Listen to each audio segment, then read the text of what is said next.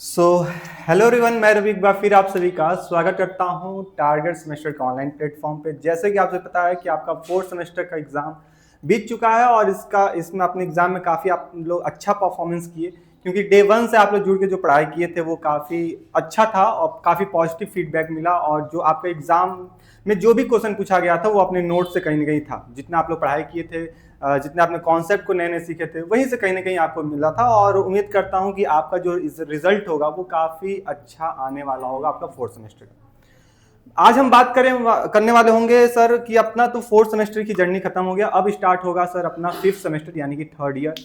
और ये जो थर्ड ईयर है बाकी के फर्स्ट और सेकेंड ईयर से थोड़ा सा कॉम्प्लिकेटेड हो जाता है। इसके पीछे मैं थोड़ा सा बात करूंगा, फिर अपने मेन स्लाइड पर अपने मेन पॉइंट पे बात करने स्टार्ट कर लूंगा।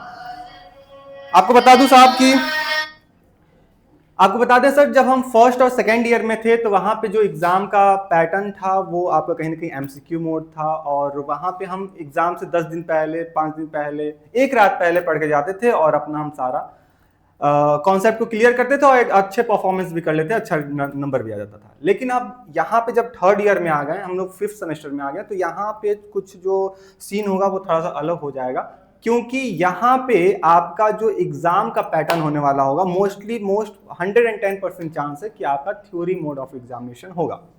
थ्योरी मोड ऑफ एग्जामिनेशन का मतलब क्या हुआ साहब कि आपका डिस्क्रिप्टिव मोड में एग्जाम होगा, यानी कि आपको पूरा पूरा कॉपी भरना होगा, कॉपी लिखना होगा।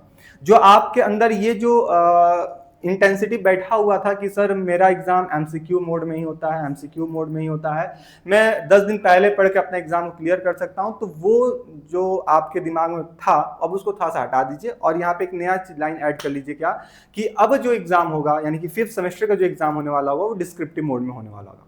और इसको देखते हुए यहाँ पे आपकी जो एग्जाम है स्पेशली बॉटनी की, हम यहाँ पे आपके डिटेल में सिलेबस को डिस्कशन कर रहे होंगे और बता रहे होंगे, देखने की कोशिश ये करेंगे साहब कि क्या यहाँ पे हमको एक या दो पेपर पढ़ने हैं, प्रैक्टिकल पेपर कितना होगा, और क्या कहते हैं क्वेश्चन पूछने का तरीका क्या होता है ना, एग्जामिनर का फॉर्मेट क्या होता है, जैसे कि very short, short, long answer type question, इस फॉर्मेट में आपसे क्वेश्चन पूछे जाते हैं। तो मैं इस पर्टिकुलर क्लास में जो बच्चा बीएससी फिफ्थ सेमेस्टर में आ गया, ये क्लास उनके लिए है, चाहे आप किसी भी यूनिवर्सिटी से हो। ठीक है, चलो स्टार्ट करते हैं। हमने यहाँ पे अपना 1 to 1 अपना जितना भी यहाँ पे पोर्शन देख रखा हुआ सिलेबस में, उन सभी पॉइंट को हमने यहाँ पे 1 to 1 कोरिलेट करते हैं, इसको कोडेट करते हैं, डिकोड करते हैं। तो मैं बता दूं साहब कि जो अपना फिफ्थ सेमेस्टर में यानी कि थर्ड ईयर में जो अपना बॉटनी का जो पोर्शन देकर रखा हुआ है, यहां पे आपको दो पेपर पढ़ने को मिलेंगे। दो पेपर मतलब बॉटनी पार्ट 1 और पेपर 1 और पेपर 2। पेपर 1 और पेपर 2 दोनों ही आपका जो फॉर्मेट होगा वो कहीं ना कहीं डिस्क्रिप्टिव मोड में होने वाला होगा। और इसके साथ में तीसरा आपका मिलेगा प्रैक्टिकल, जो कि आपको ऑलरेडी पता है सर, प्रैक्टिकल आपको कैसे कराया जाता है, आपके कॉलेज में, आपकी यूनिवर्सिटीज में कैसे कराए जाते हैं। वहां पे डिस्क्रिप्टिव लिखने वाले मिलते हैं, फिर वाइवा होता है, प्रैक्टिकल फाइल, फला ढमकाना, ये सब हम उस पर अभी बात नहीं करेंगे। हम अभी बेसिकली पेपर 1 और पेपर 2 पे बात करेंगे, जिसमें से हम बॉटनी का सबसे पहले पेपर 1 की बात कर लेते हैं साहब, कि इसमें अपना जो पेपर 1 है, सबसे पहले ये देख लो सर इसका पेपर कोड क्या है। तो BOT 301F। और जूलॉजी की जब बात कर रहे थे आप लोग, आई होप की जूलॉजी वाली वीडियो भी आप लोग देख लिए होंगे, तो वहां पे जू 301F के नाम से दिया था वहां पे जूलॉजी, और जूलॉजी पेपर 1 और पेपर 2 का। ठीक है साहब, पेपर 1 का जो अपना टाइटल कोड होगा वो cell biology, genetics, molecular biology रहने वाला होगा। और आपको याद आ रहा है सर, सेल बायो हम लोग जूलॉजी में भी पढ़े थे अपने, आई थिंक फर्स्ट या फिर सेकंड सेमेस्टर में पढ़े थे। लेकिन वहां पे जितनी मटेरियल, जितना कंटेंट हम लोग पढ़े थे वो केवल और केवल एमसीक्यू के पॉइंट ऑफ व्यू से था। अगर कोई बच्चा एनसीईआरटी भी पढ़ के जाता तो वहां पे अपना एग्जाम अच्छे से वहां पे कंप्लीट करता, वहां पे सारे क्वेश्चन करेक्ट करके चला आता था। लेकिन यहां पे थोड़ा सा मामला गड़बड़ हो गया कि यहां पे वही टॉपिक है cell biology, genetics, molecular biology, लेकिन यहां पे आपको डिटेल में सारी बातें पढ़नी पड़ेंगी, सारी डिटेल में सारे कॉन्सेप्ट को सीखने होंगे। अगर यहां से क्वेश्चन कोई लॉन्ग में पूछता है तो आप कितना पॉइंट वहां पे लिखोगे, कितने पेजेस में लिखोगे, कैसे डायग्राम बनाओगे, ये सब यहां पे ध्यान रखने वाली बात होगी। सबसे पहले स्टार्ट करेंगे साहब अपना यूनिट नंबर 1 से, और देखेंगे साहब यूनिट नंबर 1 में कौन कौन से टॉपिक हैं जो कि आपको डिटेल में पढ़ना है। बात करते हैं, सबसे पहले आता है सर अपने पास सेल बायोलॉजी। सेल बायोलॉजी यानी कि जो सेल बायोलॉजी काफी इंटरेस्टेड टॉपिक है, आप लोग अच्छे से उसको पढ़ते थे। है ना, क्लास 9th में पढ़े, क्लास 10th में 11th में पढ़े, फिर हम लोग ग्रेजुएशन में फर्स्ट या सेकंड सेमेस्टर में पढ़े और फिर पढ़ने को आ गया। लेकिन यहाँ पे ध्यान रखिएगा, यहाँ पे सबसे पहले हम structure and function of cell wall की बात करेंगे, यानी कि हम जूलॉजी की बात नहीं कर रहे हैं, बॉटनी की बात कर रहे हैं, बॉटनी के पॉइंट ऑफ व्यू से बात करेंगे। तो सबसे पहले इस पे हम ये देखेंगे कि भैया प्लांट का जो सेल वॉल है उसका स्ट्रक्चर एंड फंक्शन कैसे होते हैं, उनका फॉर्मेशन कैसे होता है, उनका कॉम्पोजिशन कैसे होता है, और अलग अलग जो प्लांट्स के मेंबर्स होते हैं उनमें सेल वॉल का स्ट्रक्चर या फिर कॉम्पोजिशन कैसे होता है, इसके बारे में हम डिटेल में यहां बात करेंगे। फिर हम बात करेंगे सर प्लाज्मा मेम्ब्रेन की, फिर हम बात करेंगे राइबोसोम की, एंडोप्लाज्मिक रेटिकुलम की, गोल्जी अपरेटस, माइटोकॉन्ड्रिया, क्लोरोप्लास्ट, है ना, lysosome, peroxisome, cell inclusion, organization of nucleus या फिर न्यूक्लियर एनवेलप, ठीक है, न्यूक्लियोप्लाज्मा और न्यूक्लियोलस, ये इतने पोर्शन जो देख रखे हैं सेल ऑर्गेनेल्स के, ये सब पॉइंट हम यहाँ पे डिटेलिंग में पढ़ रहे होंगे, डिटेल पॉइंट पढ़ रहे होंगे कि अगर यहाँ पे ओवरऑल लॉन्ग में पूछ लिया या फिर शॉर्ट में आपको किसी एक सेल ऑर्गेनेल्स के बारे में पूछ लिया तो आप कितनी बात वहां पे इंक्लूड करोगे, कौन कौन सी बात उनको एग्जामिनर को समझाओगे। बात समझ में आ रहा है? ये था अपना यूनिट नंबर 1 में। बात करते हैं साहब यूनिट नंबर 2 की। तो यहां पे यूनिट नंबर जब सेकंड पे आते हैं तो क्रोमोसोमल नॉमेनक्लेचर पे आ जाते हैं। किस पे आते हैं सर? Chromosomal nomenclature. ये भी सेल बायोलॉजी का ही पोर्शन है, काफी इंटरेस्टेड ये भी टॉपिक आता है क्योंकि यहाँ पे हम डिफरेंट टाइप के क्रोमोसोम की स्टडी कर रहे होते हैं अलग अलग प्लांट्स के मेंबर में, है ना, अलग अलग प्लांट्स मेंबर में अलग अलग यहाँ पे क्रोमोसोम की गुणसूत्र की स्टडी कर रहे होते हैं। यहां पे हम क्रोमेटाइड्स के बारे में पढ़ रहेंगे, सेंट्रोमियर्स के बारे में पढ़ेंगे, टीलोमियर्स के बारे में पढ़ेंगे, सैटेलाइट के बारे में पढ़ेंगे। वो सैटेलाइट वो उपग्रह वाला नहीं, ये हमारे जो सेल ऑर्गेनेल्स में यानी कि जो क्रोमोसोम के पास जो सैटेलाइट होता है उसकी बारे में बात कर रहे होंगे। सेकेंडरी कंस्ट्रक्शन की बात करेंगे, ऑर्गेनाइजेशन ऑफ क्रोमोसोम की बात करेंगे, है ना, साथ ही साथ यहाँ पे न्यूक्लिक एसिड की बात करेंगे, हिस्टोन प्रोटीन की बात करेंगे, टाइप क्लासिफिकेशन, ये सारी बातें हम किस में कर रहे होंगे? अपने यूनिट नंबर 2 में कर रहे होंगे। और मैं अपने जब क्लासेस उसको डिटेल में हम जब पढ़ेंगे वहां पे आपको दिखाएंगे, बताएंगे सर किस फॉर्मेट में आपको लिखना है, किस फॉर्मेट में आपको एक्सप्लेन करना है, ये सब हम अपने बैच में बता रहे होंगे। खैर यहाँ पे देखो, अगर हम यूनिट नंबर 3 की बात करते हैं तो यूनिट 3 में हम लैंप ब्रश के बारे में पढ़ेंगे। लैंप ब्रश क्रोमोसोम काफी इंपॉर्टेंट टॉपिक होता है आपके लिए। पॉलीटीन क्रोमोसोम, यानी कि कभी कभी लैंप ब्रश और पॉलीटीन में कभी डिफरेंस पूछ लेता है, आपसे पूछ लिया जाता है अगर डिस्क्रिप्टिव मोड में एग्जाम हो रहा है आपका, ठीक है। और कभी कभी आपको यहाँ पे केवल एक टॉपिक से आपको शॉर्ट आंसर टाइप में क्वेश्चन पूछे जाते हैं। अच्छा, इसी में आपको कैरियोटाइप पढ़ने को मिलेगा, इडियोग्राम्स पढ़ने को मिलेंगे, सेल साइकिल पढ़ने को मिलेगा जिसमें G0, G1, S, G2 phase आपके यहाँ पे सारी सेल सीक्वेंस इन्वॉल्व होता है, ठीक है। माइटोसिस मियोसिस की बात करेंगे, साइक्लिन डिपेंडेंट प्रोटीन की बात करेंगे। तो ये सारी बातें हम यूनिट नंबर 3 में कवर अप कर रहे होंगे। यूनिट 4 पे आते हैं और यूनिट नंबर 3 यहाँ पे खत्म होगा सेल बायोलॉजी का, और यूनिट नंबर 4 अपना जेनेटिक्स स्टार्ट हो जाता है। और जेनेटिक्स में सबसे पहले हम क्या पढ़ेंगे? मेंडल्स का प्रिंसिपल पढ़ेंगे कि साहब मेंडल्स के कितने प्रिंसिपल थे? 3 प्रिंसिपल थे, उनके तीनों का एक्सप्लेनेशन क्या है, उनके एग्जाम्पल क्या क्या है, कौन सा प्रिंसिपल किसको ये डिकोड कर रहा हो, ये सारा चीज हम यहाँ पे डिटेलिंग कर रहे होंगे। साथ ही साथ इसी में हम क्रोमोसोम की थ्योरी ऑफ इनहेरिटेंस की बात करेंगे, क्रॉसिंग ओवर की बात करेंगे, लिंकेज की बात करेंगे, इनकम्प्लीट डोमिनेंस, मोस्ट इंपॉर्टेंट ये टॉपिक होता है, कंप्लीट और इनकम्प्लीट डोमिनेंस आपसे अक्सर पूछे जाते हैं। इंटरेक्शन ऑफ जीन की बात करेंगे, एक्स्ट्रा न्यूक्लियर इनहेरिटेंस की बात करेंगे, साथ ही साथ यहाँ पे हम सेक्स क्रोमोसोम की बात कर रहे होंगे, सेक्स डिटर्मिनेशन इन प्लांट की बात करेंगे। लेकिन ध्यान रखिएगा ये सारे टॉपिक हम लोग पढ़े थे, कहां पढ़े थे? अपने जूलॉजी वाले पोर्शन में पढ़े थे, यूनिट 2nd सेमेस्टर में पढ़े थे। लेकिन अब जब हम पढ़ रहे हैं तो ये बॉटनी के पॉइंट ऑफ व्यू से पढ़ेंगे, प्लांट के रिस्पेक्टिव में पढ़ेंगे, ना कि एनिमल्स के। तो यहाँ पे जो पूरा जितना मटेरियल होगा वो प्लांट से टोटली अपोजिट होगा, क्योंकि प्लांट्स अलग और एनिमल्स का अलग अलग कैरेक्टर होता है और यहाँ पे अलग अलग इनकी कैरेक्टरिस्टिक फीचर्स यहाँ पे भी निकल के आएंगी। तो कुछ बच्चे सोच रहे होंगे सर मेरे पास पुराना नोट्स है, पुराने जो भी स्टडी मटेरियल है मैं उसी से काम चला लूंगा, तो आप गलत हो, ये आप अपने दिमाग से हटा दो, क्योंकि वो जूलॉजी का था और ये बॉटनी का है। बच्चे अक्सर ये यहाँ पे कोरिलेट करते हैं और एग्जाम में यही अपना जूलॉजी वाला पोर्शन यहाँ पे लिख के आ जाओगे तो वो आपका पूरा का पूरा गलत हो जाएगा, क्योंकि वहां पर पूरा मटेरियल अलग रहता है। यूनिट नंबर 5 पे आते हैं मॉलिक्यूलर बायोलॉजी पे, और मॉलिक्यूलर बायोलॉजी में हम मिसरल्स टू वाटसन एंड क्रिक्स का पूरा यहाँ पे डिटेलिंग करेंगे, हिस्टोरिक प्रोस्पेक्टिव के पॉइंट पे ग्रिफिथ्स की बात करेंगे और ग्रिफिथ आवेरी ट्रांसफॉर्मेशन एक्सपेरिमेंट की बात करेंगे, हार्सी चेस एक्सपेरिमेंट की बात करेंगे, बैक्टीरियोफॉज एक्सपेरिमेंट की बात करेंगे, डीएनए की स्ट्रक्चर की बात करेंगे, टाइप्स ऑफ डीएनए की बात करेंगे और साथ ही साथ यहाँ पे टाइप्स ऑफ जेनेटिक मटेरियल जो कि आपके डिफरेंट टाइप्स के जेनेटिक मटेरियल जैसे डीएनए, आरएनए, प्रोटीन, हम इसकी यहाँ पे डिकोडिंग कर रहे होंगे पूरी तरीके से। आई होप कि यहां तक की बातें आपको समझ में आ रही होंगी यूनिट नंबर 5 तक। इसमें 3 यूनिट और बचता है, सॉरी 3 यूनिट और बचेंगे ना, 3 यूनिट। तो अब हम बात कर लेते हैं सर अपने पास यूनिट नंबर जो 5 था आपका सेल मॉलिक्यूलर बायोलॉजी था। यूनिट 6 पे आते हैं तो मॉलिक्यूलर बायोलॉजी का ही पोर्शन है, यहाँ पे डीएनए की रेप्लिकेशन की बात करेंगे, कहां पे प्रोकैरियोटिक में कैसे होते हैं, यूकैरियोटिक सेल में कैसे होते हैं डीएनए का रेप्लिकेशन, ठीक है। फिर यहाँ पे जो थीटा जो मोड ऑफ रेप्लिकेशन है वो कैसे होता है, रेप्लिकेशन ऑफ लीनियर कैसे होते हैं, डबल स्टैंडर्ड डीएनए कैसे होता है, रेप्लिकेशन कैसे होता है, 5' to 3' एंड पे कैसे होता है। तो ये सब यहाँ पे हम इसकी बात करेंगे यूनिट नंबर 6 में। यूनिट 7 पे आते हैं तो यहाँ पे हम आरएनए का स्ट्रक्चर और उसके टाइप्स की बात करेंगे, जो कि डिफरेंट टाइप्स के आरएनए जैसे कि mRNA, messenger RNA, transfer RNA, ribosomal RNA जिसको आरआरएनए करते हैं, सबके बारे में हम यहाँ पे डिटेलिंग देखेंगे, इसकी प्रॉपर डायग्राम देखेंगे। सर प्रोकैरियोटिक अगर सेल है प्लांट का तो उसमें इसका स्ट्रक्चर कैसा होगा, उसमें इसका फंक्शन कैसा होगा, अगर यही यूकैरियोटिक सेल है तो उसमें ये कैसे अपने आप को प्रिफर कर रहे होंगे, ये सब बात आप वहां को देखने को मिलेगा।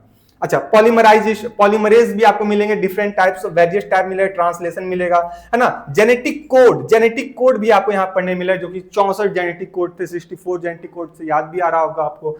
जीन एक्सप्रेशन की बात करेंगे प्रोकैरियोटिक में, लैक ऑपरॉन की बात करेंगे, है ना। तो ये सारी बातें हम लोग यूनिट नंबर 7 में कर रहे होंगे। अब इस पेपर का जो लास्ट यूनिट है, यूनिट नंबर 8। अच्छा, एक चीज आपको बता दें सर, यहाँ पे जितने भी यूनिट बना के रखे गए हैं वो छोटे छोटे हैं, छोटे हैं इन द सेंस कि आपका ये नहीं कि सर यूनिट नंबर अगर 7 है तो इसमें भर भर के आपके टॉपिक्स हैं, यूनिट नंबर 8 है तो भर भर के टॉपिक्स हैं, ऐसा नहीं इसमें देखने मिलता है। जहां पे जो भी होगा वो लिमिटेड फॉर्म में होगा, लेकिन हाँ सारे के सारे इंपॉर्टेंट होंगे, ये आपने दिमाग में रखिएगा। यूनिट 8 की जब बात करते हैं तो ब्लॉटिंग टेक्निक की बात करेंगे, जिसमें नदन और सदन ब्लॉटिंग की बात कर रहे हैं, डीएनए फिंगरप्रिंटिंग की बात करेंगे, मॉलिक्यूलर डीएनए मार्कर्स की बात करेंगे, है ना। तो ये सब हम बात कर रहे हैं, पीसीआर की बात कर रहे हैं, रिवर्स ट्रांसक्रिप्शन की बात करेंगे। तो ये आपका यूनिट नंबर 8 हो जाएगा। अब कई बच्चों के दिमाग में ये बात चल रहा होगा कि साहब जो बच्चा नया है यहाँ पे, वो उसके दिमाग में ये चल रहा होगा, सर इतना सारी बातें, सारे कॉन्सेप्ट, सारे टॉपिक्स हम पढ़ेंगे कैसे, है ना, जिससे हम अपना जो एग्जाम अच्छे से हम अपने नंबर वहां पे गेन कर पाए। और यहाँ पे जो भी एग्जाम है वो आपका डिस्क्रिप्टिव मोड में, और आपको पहले ही बता दूं सर, डिस्क्रिप्टिव मोड में जब भी एग्जाम होता है और यहाँ पे मान के चलो 100 बच्चे हैं, है ना, आपके कॉलेज में 100 बच्चे हैं, तो 100 बच्चों में से 10 से 20 बच्चे का तो एकदम कंफर्म है कि बैक या फिर इंप्रूवमेंट का फॉर्म भरते हैं। उसके पीछे का यही रीजन है कि वो सोचते हैं कि सर एक एग्जाम से 10 दिन पहले मैं पढ़ लूंगा या पढ़ लूंगी और मैं एग्जाम अच्छे से क्रैक कर लूंगी, लेकिन उनका जो प्रैक्टिस प्रॉपर तरीके से नहीं होता है, टाइम मैनेजमेंट नहीं हो पाता है कि सर हम इसको कैसे लिखेंगे, कैसे अपना किस क्वेश्चन को सबसे पहले करना है, अगर हम एक क्वेश्चन को लिख रहे हैं तो उस पर कितना टाइम देना है ना, किस फॉर्मेट में लिखना है, ये सब उनको नहीं आइडिया रहता है और आपको आता हुआ भी यहाँ पे काम नहीं बन पाता है। तो इसके लिए आपको मैं बता दूं, कुछ नहीं करना है, आपके फोन में टारगेट गुरुकुल ऐप होगा, नहीं होगा तो डाउनलोड कर लीजिएगा। जो बच्चा नया है उसके लिए बता दें सर, आप फोन में इंस्टॉल कीजिएगा, प्ले स्टोर पर इजीली अवेलेबल है, और इंस्टॉल करके अपने आप को रजिस्टर कीजिएगा। सेमेस्टर वाले पोर्शन आइकन पे आइएगा और वहां पे आपको ये बीएससी 5th सेमेस्टर का सारथी बैच आपको मिल जाएगा, जिसमें कंप्लीट सिलेबस का डिस्कशन किया जाएगा बीएससी 5th सेमेस्टर का। ध्यान रखिएगा, अगर जो बच्चा बायोलॉजी का है तो यानी कि जूलॉजी, बॉटनी, केमिस्ट्री, यानी तीनों सब्जेक्ट आपको इस बैच में मिलेगा। अगर कोई बच्चा मैथ्स का है तो केमिस्ट्री, फिजिक्स, मैथ्स आपको तीनों इसमें मिल रहा होगा, ठीक है। ये आपके लिए काफी इंपॉर्टेंट रोल प्ले भी कर लेता है क्या साहब, कि हम एक सब्जेक्ट को, मतलब तीनों सब्जेक्ट को एक साथ पढ़ सकते हैं।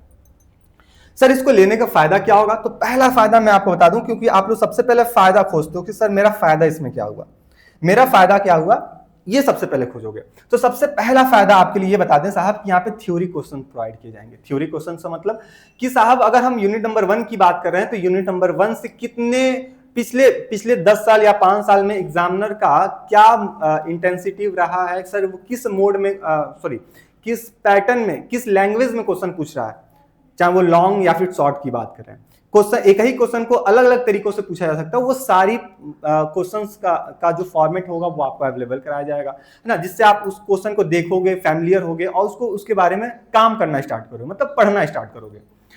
अच्छा, जितनी भी क्लासेस होती हैं वो सारी क्लासेस, थ्योरी क्लासेस, वो आपकी सारथी बैच पे चलेंगी, है ना, और सारथी बैच में जैसे ही चलेंगी तो यहाँ पे लाइव और रिकॉर्डेड दोनों फॉर्म में मिलेगा। तो इसमें यहाँ पे ज्यादा लाइव फॉर्म में ही मिलता है, लाइव फॉर्मेट में ही मिल जाता है। तो आपको जैसा सूटेबल लगे कि अगर आप कॉलेज टाइम में हो तो अपना क्लास जो भी है रिकॉर्ड होगा, तो अपना घर पे आके आराम से देख सकते हो।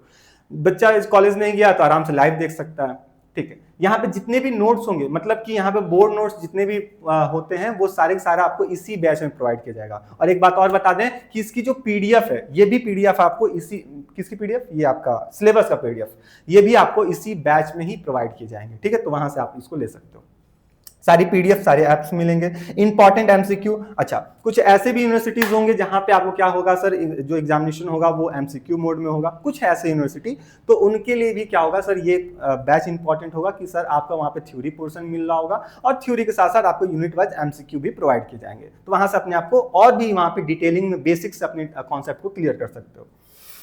काफी इंपॉर्टेंट साहब कि आपको पर्सनल मेंटरशिप मिलेंगे, यानी कि किसी भी टॉपिक में कोई भी डाउट है, कोई भी कंफ्यूजन है, अपने पर्सनल मेंटर से कनेक्ट होइए, चाहे वो जूलॉजी, बॉटनी, केमिस्ट्री या फिर मैथ्स, फिजिक्स, अपने डाउट्स को वहां पे सॉल्व कर लीजिए, ठीक है। तो ये काफी अच्छा प्लस पॉइंट मिलने वाला होगा। आपको बता दें सर, इसका बैच का प्राइस कितना है, 799 है, लेकिन आपके लिए, केवल आपके लिए क्या करना है, यहाँ पे 20 जून से पहले, कब से सर, 20 जून से पहले अगर बैच को लेते हो तो आपको 10% का यहाँ पे डिस्काउंट हो जाएगा। उसके लिए कूपन कोड यूज कर लीजिएगा, गुरुकुल 10, गुरुकुल 10, बिना स्पेस का आप यूज कीजिएगा, आपका 10% का डिस्काउंट हो जाएगा। और यहाँ पे जो प्रॉपर क्लासेस होंगी वो कहीं ना कहीं आपको 15 जून से मिल जाएंगी। तो कोशिश कीजिएगा कि जल्दी से जल्दी आप बैच को परचेस कर लो, क्योंकि जितना जल्दी बैच को परचेस करोगे उतनी जल्दी हम यहाँ पे क्लास स्टार्ट करेंगे और आपकी बैकलॉग से बच जाओगे।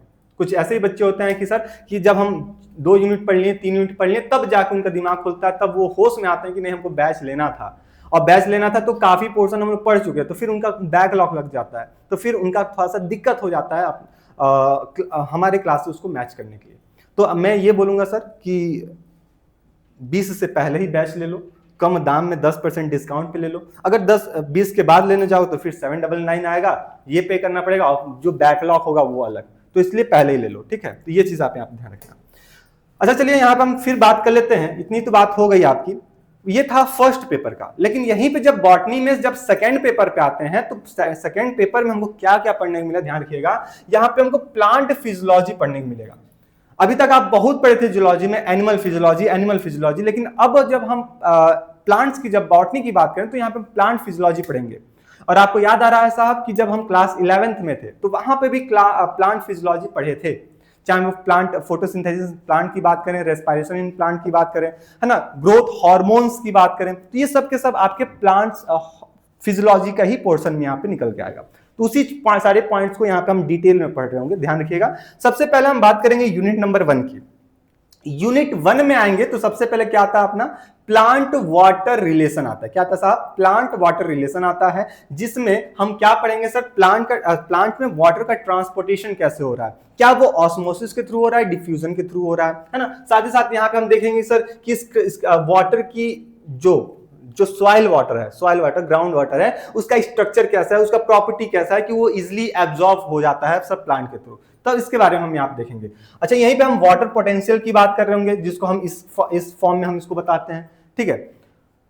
अच्छा, इसके कुछ इंपॉर्टेंट कंपोनेंट्स पढ़ेंगे, ट्रांसपायरेशन इवापोरेशन ऑफ वाटर की बात करेंगे, यहाँ पे इसकी सिग्निफिकेंस की बात करेंगे, कौन कौन से फैक्टर अफेक्टिंग करते हैं ट्रांसपायरेशन के लिए, है ना, गटेशंस क्या होता है और रूट प्रेशर क्या होता है, ये सारी बातें हम किसमें डिकोड कर रहे होंगे, यूनिट नंबर 1 में अपने प्लांट फिजियोलॉजी के पोर्शन में।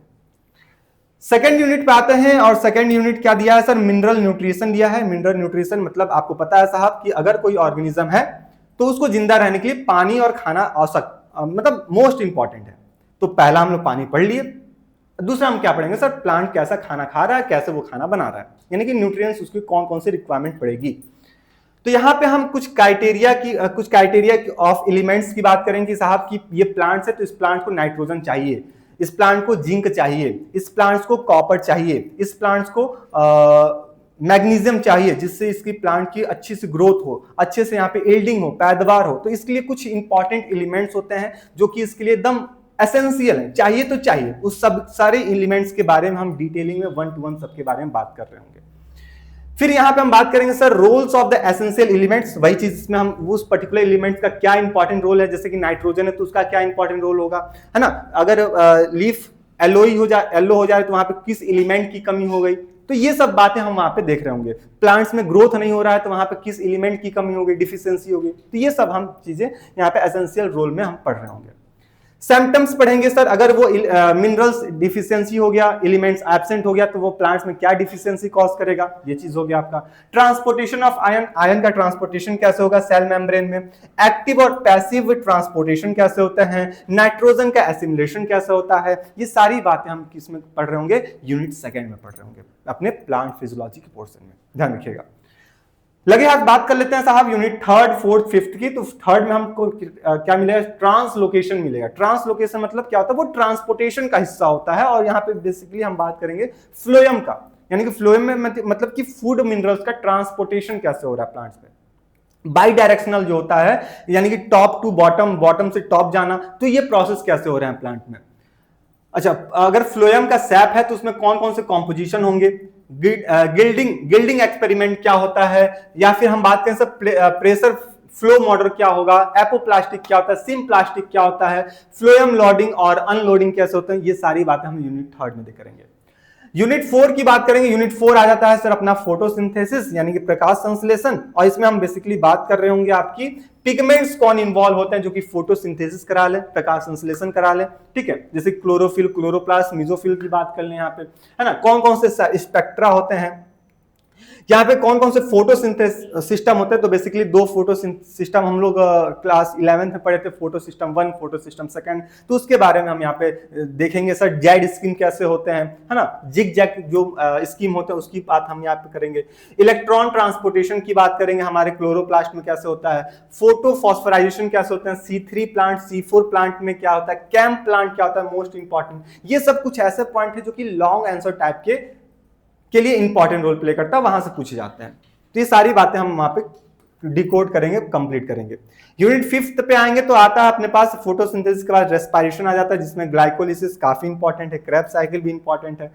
पाइरुवेट एरोबिक और एनारोबिक रेस्पिरेशन जो है ये भी काफी इंपॉर्टेंट रोल प्ले करता है आपके लिए, है ना। फ्रेगमेंटेशन भी काफी इंपॉर्टेंट है आपका। ग्लाइकोलिसिस का रेगुलेशन कैसे हो रहा है, ये आपके ऑक्सीडेटिव पेंटोस फॉस्फेट पाथवे कैसा, ये सारा चीज आपको जितना भी यहाँ पे स्टेप्स होंगे, जितने भी यहाँ पे फ्लो साइकिल्स होंगे, डायग्राम्स होंगे, वो हम एकदम इजी फॉर्मेट में बताएंगे, ट्रिक के साथ बताएंगे, जिसके आप पढ़ने के साथ उसको याद हो जाए।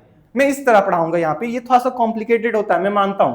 आप लोग 11th में भी देखोगे वहां पे 10 स्टेप का आपका ग्लाइकोलिसिस है, क्रेब्स साइकिल का पूरा भरकम भारी डायग्राम, वहां पे डिफरेंट एंजाइम। तो हर जगह हम वहां पे क्या करेंगे, आपको ट्रिक के साथ याद कराएंगे, जिससे जितना आसान ट्रिक रहेगा उतना आसानी से आप इसके पूरे बारे में डिकोड कर पाओगे, पूरे बारे में इनके क्रेब्स साइकिल्स, इलेक्ट्रॉन ट्रांसपोर्ट, वहां पे जितने एंजाइम इन्वॉल्व होते हैं उस सबका फ्लो डायग्राम के माध्यम से मैं आपको बता रहा, ठीक है। तो इसके लिए एकदम आप निश्चिंत रहिएगा साहब कि सर ये सब हम पढ़ेंगे कैसे, हमसे नहीं हो पाएगा, ये सब बातें दिमाग में थोड़ा सा भी मत लाइएगा।